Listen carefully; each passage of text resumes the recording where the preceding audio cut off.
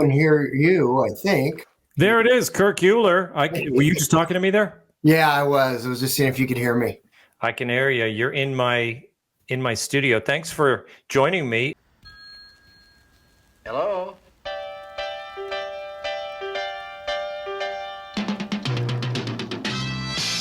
How to be Tom Shillue.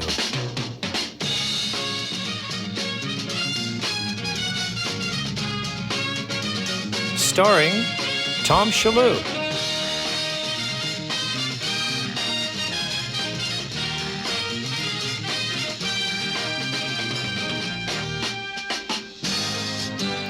You know, not everybody wants to be Tom Shillue. But for those people who do, I guess this podcast is for them. I mean, you got to model yourself after someone, right? Might as well be me, Tom Shillue.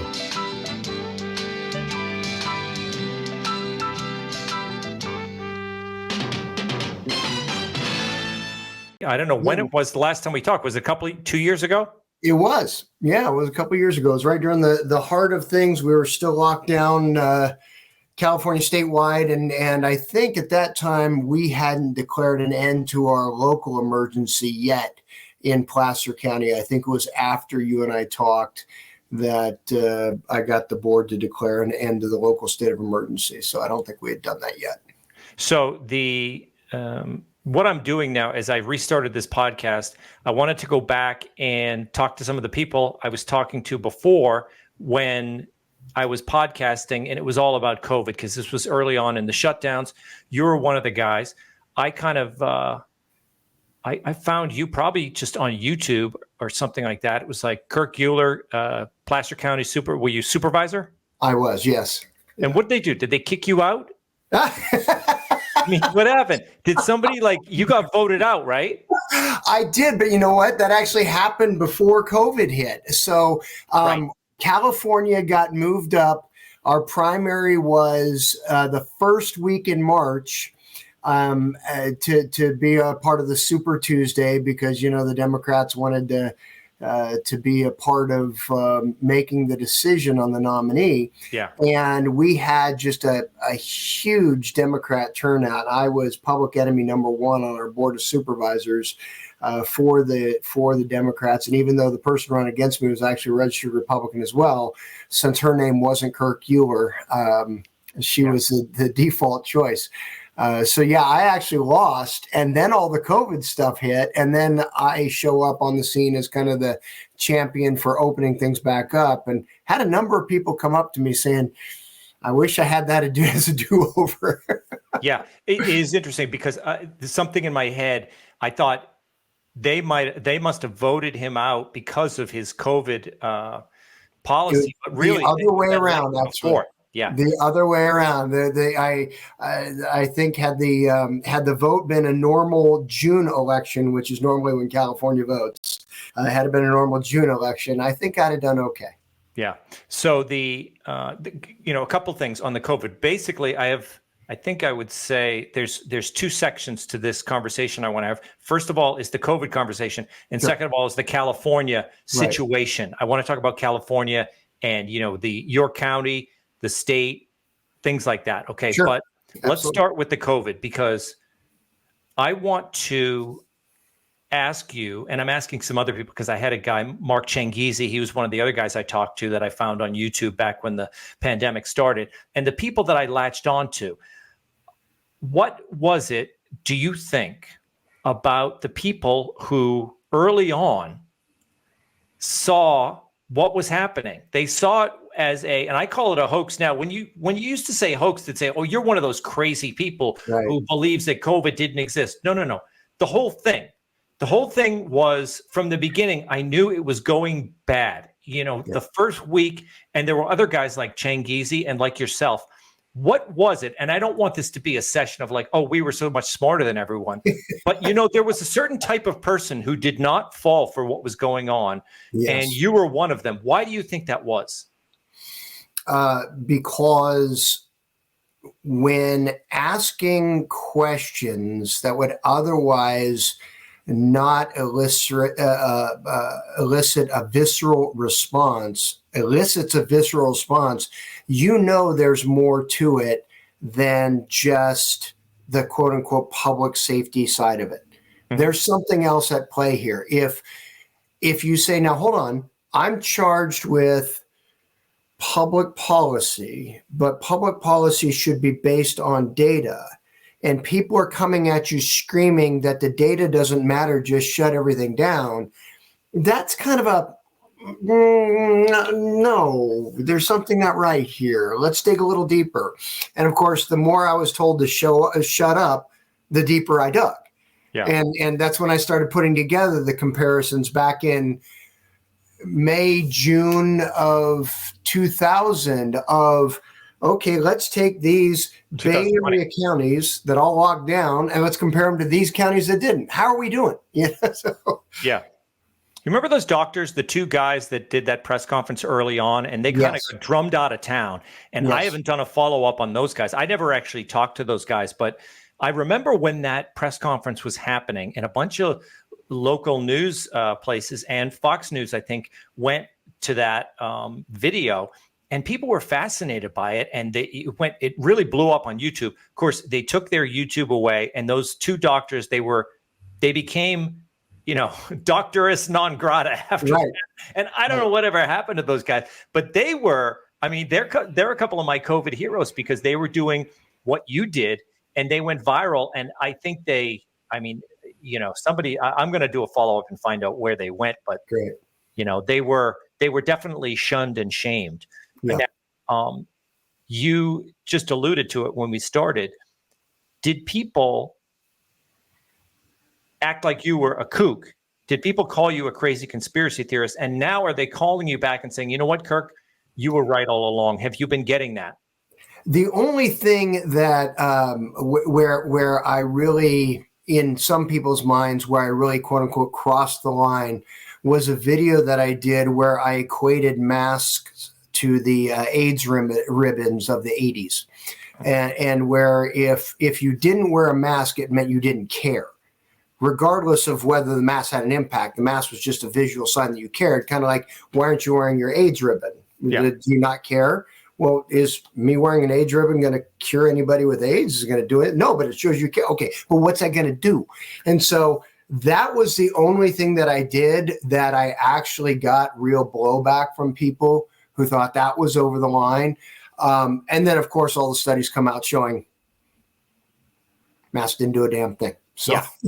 Well, it's funny, too, because now I think do you remember the Seinfeld episode where they didn't want to wear the AIDS ribbon? Yeah. Hilarious episode. And they dealt with that very, that kind of shaming. And if you look back at that episode, that's exactly what happened with masks. Yeah. It's a perfect comparison.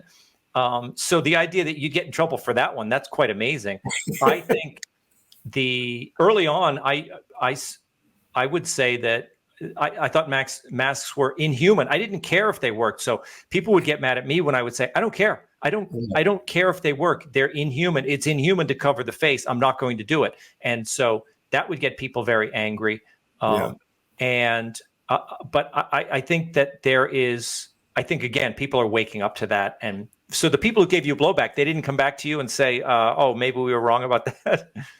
No, where I did actually get some quote unquote apologies was that I was emphatic in taking a position, asking questions, and people were saying it's too soon, just go with it, all that kind of stuff. And so that's the one area where people said you were right to be taking the hard line and asking the questions you were asking at a time when people were telling you, don't ask questions, just do it. Especially given the fact that, I got a direct threat in writing from the California Director of Public Health to me saying, because of my actions, I was jeopardizing $40 million that was supposed to be coming to our county. Mm-hmm. His in writing to me in a letter on his letterhead said, well, since you're asking these questions, I guess you think your county doesn't need these funds. It's really amazing. That extortion? What the hell is that? Yeah. Well, and it did happen. And you know, the people who it became so macabre, the people who were waiting for transplants, and many people did die waiting for their organs, and they wouldn't let them because they didn't get a vaccine, which they knew. These people were on a transplant list. They had their organs failing, and they said, no, I don't want to get a experimental shot while my organs are failing. And then, of course, you know, they died on the waiting list. Yeah. So so let's talk about California now. I remember one of the videos you did before it was it Prop 15? Was it called? Which Prop 15? It was the proposition that it was about property taxes on businesses, essentially. Right? Okay. Yeah. 215. Okay. So it was in the 200s. I'm sorry. Now I remember what you're enjoying. Yeah, where they were basically going to take them out of Prop 13 exemption. Yeah, and you said this was this would cause a death spiral in California because they were basically going to make up whatever shortfall they thought they had for schools. And I mean, schools was, I guess, the major thing. They needed to plug the shortfall, and they were going to tax businesses at a higher rate. And you said that's going to drive more businesses out of state, and it's going to cause the death spiral, right? Well, so even beyond that, it was. This proposition was so poorly written that even the statewide assessors association of county assessors came out opposed to it, saying there's no way we could actually do this. We couldn't actually implement what it is you think we should be doing in order to escalate these tax rates. We don't have enough assessors in the public sector. You'd have to take every appraiser out of the private sector, move them to the public sector, and decimate the private sector economy, appraisals, you know, new homes and all the rest, just to fulfill on this damn thing. So, and none of that was taken into consideration. The feasibility of it wasn't taken into consideration. The public sector cost associated with never. So yes, but yeah, you're right. My focus was on that constant. Now we're going to increase the cost, which reduces the profitability, which reduces the number of businesses that are actually able to operate at a profit, thereby generating tax revenue, which then subsequently reduces your tax revenue, which subsequently reduces your ability to provide services, which subsequently increases your need to try to generate more tax revenue. And that's what we consider the death spiral. Yeah. Where the one just leads the other. And now, you know, we're seeing it, even though that didn't pass, thank God, we're seeing it anyway here in California with a number of businesses that have said, enough, we're done, we're out. Well, yeah, that was my next question. That thing didn't pass, but I was going to ask you, I mean, isn't it happening anyway? California, obviously, I don't know a lot of the numbers, but I did look up the school budget is over $100 billion for schools for California. And I think the per pupil is at levels that's kind of like New York. I know in New York, it's over $20,000 per student, and most private schools can do it for half that amount, I think. You're exactly right. Yeah. You're exactly right. So California passed a proposition called Prop 98, which guaranteed public education. Essentially, what it breaks down to is basically says public education will get about half of the state funding, regardless of need, regardless of track record, regardless of success. It basically just locked in a funding formula that says that the schools get approximately half of the general fund. So all of a sudden, it became in the interest of the California Teachers Association and those public employees to now have an ever-expanding size of the state government. If they're guaranteed half of it, what do you care where it's going to, the other 50% is going to be spent? As long as you know the state spending more on anything means you get more money, regardless of increasing enrollment or declining enrollment, regardless of you're achieving the outcome or you're failing in achieving the outcome. It is just such a wacky system.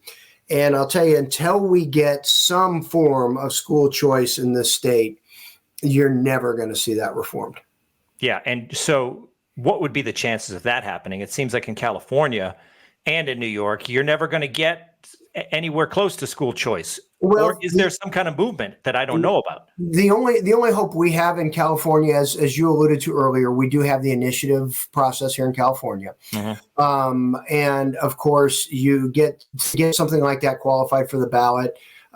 Requires somewhere in the neighborhood of 600 to 800,000 valid signatures, which is an expensive endeavor to get that many signatures to qualify. And then, of course, running the campaign. The California Teachers Association has essentially limitless funds. The number one lobbying organization in the state of California. Everybody talks about the influence of big pharma and big oil and all the rest. No, it's your public employees unions. Your public employees unions spend more money lobbying than any other organization, CTA, California Teachers Association, being chief among them. So, the amount of money that they have to spend against something like that, it's just tough to overcome. Yeah. Did COVID disillusion a lot of people, and it moved a lot of people into the idea of homeschooling, obviously. So I think the schools suffered a lot from that. Was there a big movement in California, in a big homeschooling movement? There was, but I will tell you that the bigger movement was the movement of prime earning years couples that have children out of state. That was the biggest movement, was actually not just we're taking our kids out of the public school and homeschooling them, we're taking them out and we're taking them to a different location. And so the exodus that you've seen from California has been predominantly middle-class families, and not necessarily all conservative / Republican middle-class families. And what we've really seen in our county, so Placer County, we're part of the Sacramento metropolitan region. We're one of 6 counties that make up the greater Sacramento area. Our county is about 500,000 people. We're the highest Republican registered county in the state of California prior to COVID, the highest Republican registered county, over 250,000 registered voters. So there's some smaller counties that have a higher percentage, but of over 250,000, we're the highest.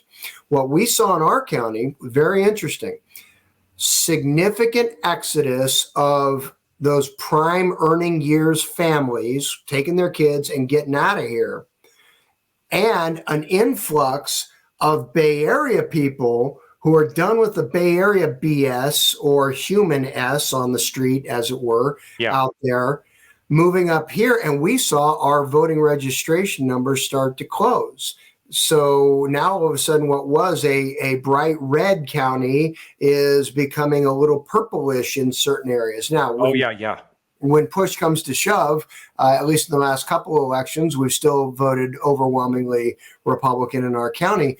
But the people replacing those that are heading out of state are those that were traditionally Bay Area liberals or Bay Area Democrats, who the Bay Area has gotten so bad for, but it's not bad enough statewide to where we're going to leave the state. We'll just go up to Placer County, where they've embraced law enforcement and they've embraced good pro-business practices. They haven't destroyed their local economy yet. We'll go up there and we won't go all the way out of state. So that's what we've seen in our area. Yeah, I know a guy who lives in Boise, and he said Boise was kind of like it was a place where guys like him would go out there, conservative, religious families.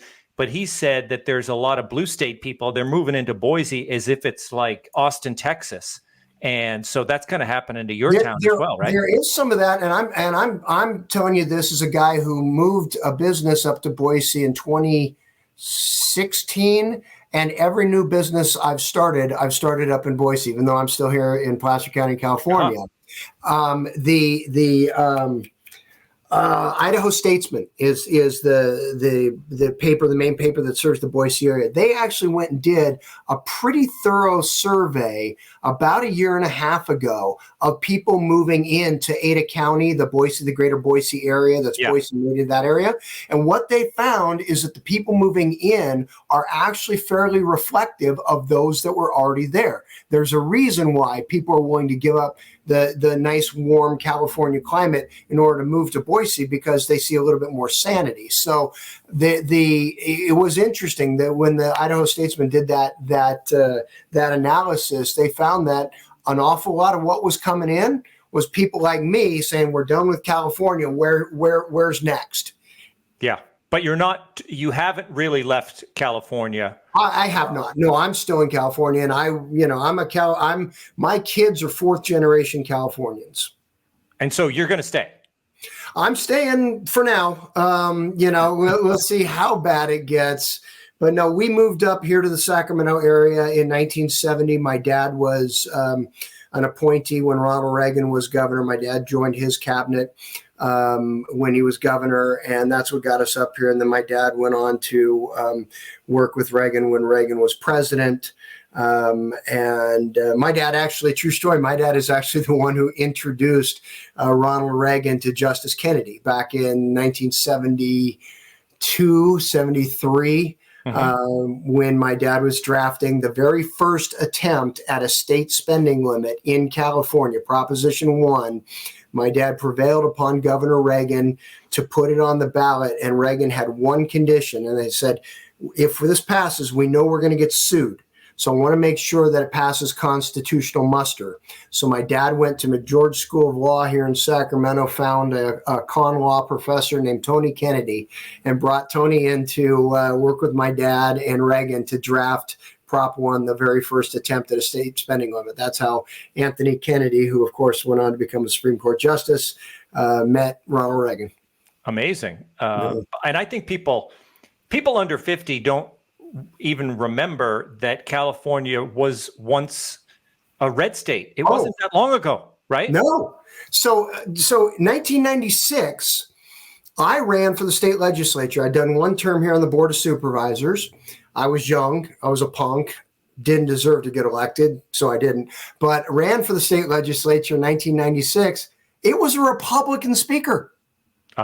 Republicans controlled the assembly in 1996. So 96.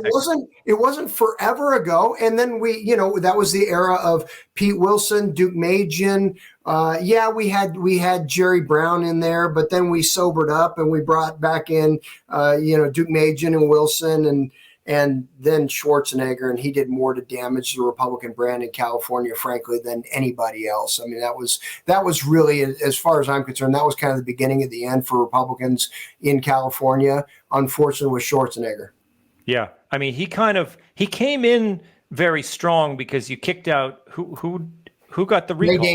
Gray Davis got recalled. Right. Yeah, so Gray Davis was recalled. He came in, and didn't he kind of come in strong? But then, in order to get reelected, he totally dealt with the Democrats. Is that what he did? So here's the funny thing: he came in. We're going to blow up the boxes, and we're going to slash the government spending, and blah blah blah blah blah. And immediately.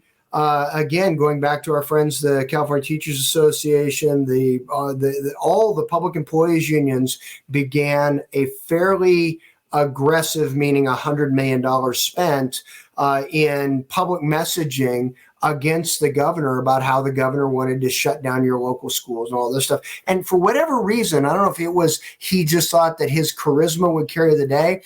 He and his campaign team didn't see the need to mount a counter campaign. Mm-hmm. And so by the time they finally realized, we're losing the messaging battle, they had so tainted him as the messenger that it was pretty much downhill from there. And so at that point, he became this get along, go along, aw shucks kind of guy. And, the Terminator was out and Kindergarten Cop was in. Yeah, I think these guys do that. It's somebody like John Kasich did it in Ohio. they want to be reelected, and they just destroy everything that they built up, and then they end because they're thinking about their legacy, but it ruins their legacy. That's right. And everyone knows Schwarzenegger is a loser at this point. Nobody likes the guy. It's funny. My dad used to say people run for office, referencing at the federal level, people run against the cesspool that is Washington, D.C., but after they been there for a while, it starts to feel more like a hot tub. Yeah, exactly. What about because we do this on Fox News. I don't know how often we talk about San Francisco. I mean, there's so many stories about San Francisco, about Portland, obviously Los Angeles. Is it past the point of no return? What is California going to do? Because you mentioned the word death spiral. Mm-hmm. Everyone around Fox is saying, well, we've lost hope for places like California. Have you lost hope? I mean, where's it going to go? Like, who's going to stay in California? Because I was just in Menlo Park. I spent a week out there at St. Patrick's Seminary. I was singing at the seminary. We were doing Gregorian chant and everything. So I wasn't running around town, but I went into the town of Menlo Park. It's very nice. It's like Placer County. It's away from, it's not that far from San Francisco, but it's away from all the chaos, And I would ask people, I say, are you going to stay here? And they said, well, I'm thinking about leave. If it gets any worse, I'm out of here. They're always on the edge. But is there any hope that it's ever going to come back? Is the question. So it's not the people like me that. I mean, frankly, my money for the most part has already left. I haven't started a business here in 7-8 years. And I've started 5 different businesses in Idaho that have employed dozens of people and raised a whole bunch of money. But are you like a software guy? Are you like a startup guy? Yeah. I have a couple of different software as a service company, focused on the entertainment space, focused on athlete monetization, a couple of different companies. But I as a matter of fact, on one of my most recent companies, we were talking about employees and where they were and all this. And I was talking to some businesses here in California. We were a group of us meeting here in the Sacramento area, talking about how tough it's become. And I said, you guys don't understand. In my most recent company, I said, I only have one California employee. It's me. And I'm about to fire myself. we spend more time and money in compliance for me, one of the owners in California, than we had employees in 3 other states other than California. Those 3 states combined, we spend less time, less money, less effort on compliance there than we did on me here. It's yes, from a business standpoint, you still need to be worried about it. Obviously, California being essentially 10% of the U.S. market in the one state, there's always going to be a business appetite to have a physical presence here in California because we are such 13% of the U.S. population approximately. Because we are such a strong marketplace, Pacific Rim access, all the rest. Our job here in our little enclave of the Sacramento area foothills is to make sure that we appeal with a message that says, if you've made the business decision that you need to be in California, this is where you want to be. And here are the reasons why. And so to the extent that we can, making it easier for businesses rather than harder, hence my message during the COVID lockdown of we're not shutting down. And if you are a business that is regulated by the state directly by way of some kind of licensure, so a cosmetology, serving alcohol, and they can hold that hammer over your head, be careful, do what you need to do, but be careful. But no, you will have nobody from the county health department coming in and looking at what you're doing. You do your business, how you're going to do your business, knowing that really the only outside risk is going to be, does a state inspector walk through my door? It'll be nobody from the county that's coming in after you. And when you you say you start your businesses, you've done them in Boise. Is that the one place that you go, or you've in Idaho? Yeah, and in Greater Ada County, Meridian, that whole area up there. Yeah. And if you do that, do you avoid all of the California stuff? I mean, essentially, do they still whack you? Yeah, everything regulatorily. Now, I still have to pay, California's confiscatory income tax as a California resident. I still have to, but as far as all the regulatory hurdles that we have to clear as a business, what does our workers' comp cost us in Idaho as opposed to in California? What are all the rest of your insurance costs? What are your ongoing annual? Here's a great example. I have my own personal LLC that I create here in California, that I have some of my business stuff that goes through here in California. For the pleasure of having my own LLC here in California, I get to pay $800 a year just to have the LLC. In Idaho, I paid $100 to establish it and $30 a year to renew it. Mm-hmm.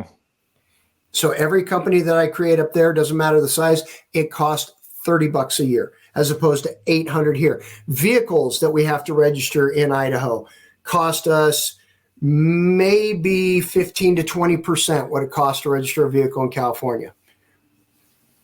Wow. Okay. So I think we'll close with Newsom. All right.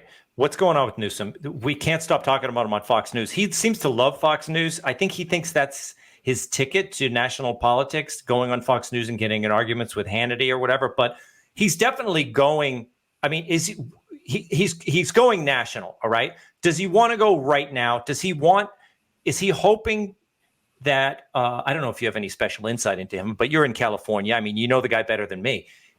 Does he want to go for this election? Does he think somehow that Biden's going to go down and he's going to jump in? Yes, he absolutely does want to go in this election. And the most telling sign is not only his willingness to engage on Fox News with Hannity, do this little debate with DeSantis. Yeah.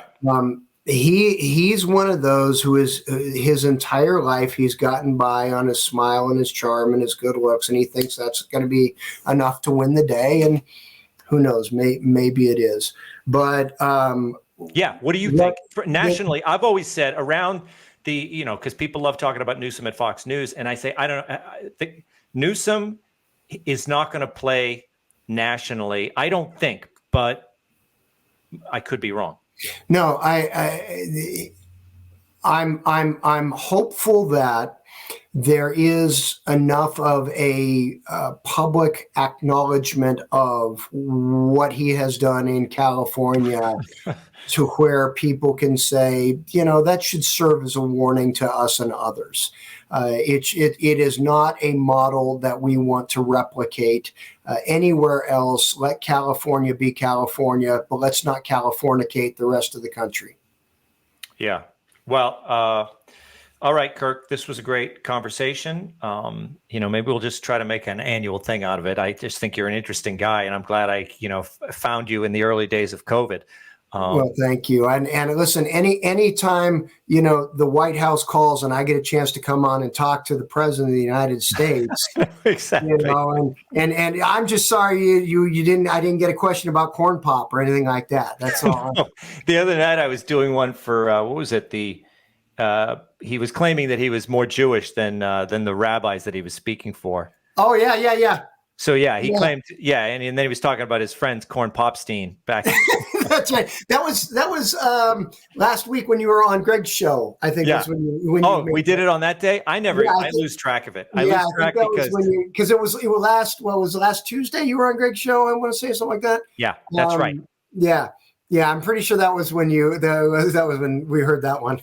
Yeah. I mean, they assigned me the Joe Biden's in the morning. Greg will send me his monologue, and then he'll just write, "What do you think, Joe?" And then I know I have to stick one in right there. So I work on it. And then sometimes they call and say, "Hey, somebody dropped out. Can you do the panel?" So, well, I enjoy having you on there, and want to thank you for being I mean, you combine a good sense of humor with a pretty solid grasp of, we can joke about this stuff, but this stuff is serious. Yeah. I mean, that's the thing is that's why professionally for the thing that I get paid for, at least I can, not take it seriously. It's kind of a goof. And I'm not even that mean to Biden, honestly. No, you're not. I mean, I'm a lot meaner to Biden when I'm talking real politics. So I actually like that Fox News has me in the silly guy category, because if I had to go in and talk about serious issues every day, I mean, I would lose it. I would lose it because I think that Kirk, I almost think it's over. Like, I almost think the United States is beyond the point of no return. That's how bad it is. So if I had to get on Fox News every day and talk about it seriously, I'd be screaming. I'd be worse than Mark Levin. I'd be screaming every night. I don't disagree with you, but we just gotta keep the faith that there's a bigger plan out there that we're not privy to, and we just all have our roles to play. And so just keep playing your role. Keep doing. That's right. Thing.